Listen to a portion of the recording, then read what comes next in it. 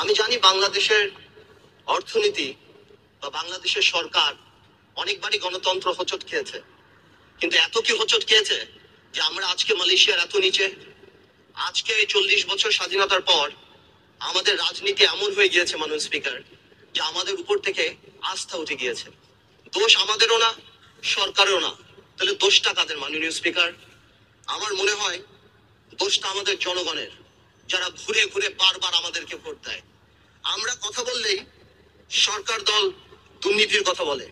মাননীয় স্পিকার, আমি আপনাকে কিছু ডিজিটাল দুর্নীতির স্যাম্পল দিতে চাই।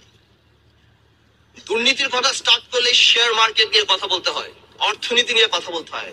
মাননীয় স্পিকার, আজ থেকে ঠিক 1 বছর আগে এখানে দাঁড়িয়ে বলে গিয়েছিলাম দরবেশ তার মুরিদদের কথা শেয়ার মার্কেটে।